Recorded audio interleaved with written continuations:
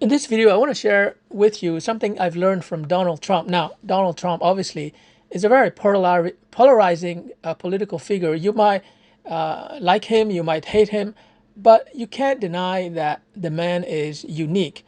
So I don't agree with everything he's saying, but there's one thing that I learned from him, and it is how he gets reports. He has this practice where he's asking his subordinates to call him on the phone and give him an update on a project in 30 seconds, not more than 30 seconds. So this is a guy who knows the value of time. He's not going to waste time, listening, going to meetings and wasting his time. His direct reports have only 30 seconds to condense everything they have to tell him, the most critical updates in 30 seconds flat. That's it. You don't get 31 seconds. You get exactly 30 seconds of my time. Here's another thing that's related. Whenever somebody calls Donald Trump's office to invite him to give a keynote, his secretary would always ask, "Do you have a budget of $1 million?" And it's not that Donald Trump wants to be paid $1 million for his keynotes. It's just that that's the value that he puts on his time. Okay, and he's not taking the $1 million because he's always giving the $1 million from his keynotes to charities. Now I don't know if that's true or that's not true, but I think the guy is rich. He doesn't need to make money from keynotes. Anyways, these are two best practices that I've learned from Donald Trump. So if you want to talk to me, if you want me to give a speech, it's going to cost you because my time is very expensive. And if I have, people working with me, then, you know, you got, okay, maybe not 30 seconds because I'm not a billionaire yet, but I'll give you 60 seconds, okay, on the phone. And you got to tell me what you need to tell me, but I don't have like 15 minutes, 60 seconds. So anyways, these are two best practices that I've learned from Donald Trump, and I hope that you can implement it in some way in your own life, in your own career, in your own business, in order to manage your time properly. Because when you think about it, if you lose money, no problem, you can make more money to recuperate.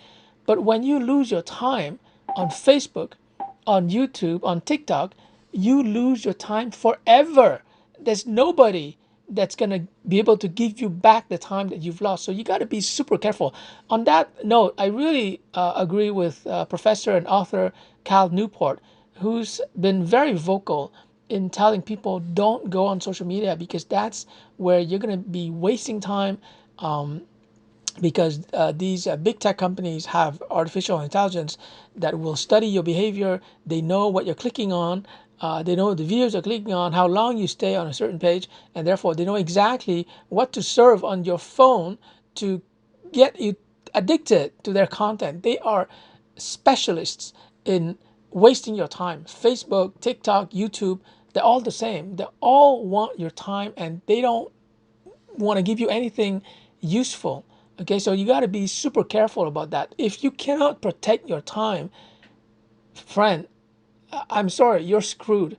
If you don't have the courage to say no to all these big tech companies that are coming into your life, that are interrupting what you're doing, and preventing you from doing the right things in order to achieve your goals, if you don't have the courage to say no, then your life is over. You've been taken as a prisoner. So imagine, 9 to 5, 5 days a week, you're working hard as an employee, right, to enrich the business owners and the shareholders. And then in your free time, you're still working. You're still working for Facebook. You're still working for TikTok, right? Because you're giving them data so that they can use that data to put ads on your timeline. So yeah, friends, don't do it. Like, protect your time. Just say no. And that's what I'm doing on YouTube. Like what I'm doing right now, I'm creating tons of 5-minute videos that I upload on YouTube. It's free. And I create a lot of content in my Facebook group, Entrepreneur Academy, which I started in 2012. And so far I have over 7,000 pages of content. So I'm using Facebook. I'm not letting Facebook use me. I'm using YouTube. I'm not letting YouTube use me. And you got to have the same attitude, the same mindset of, not letting people, not letting companies use you, use your time, exploit you, and they're not giving you anything tangible or valuable in return.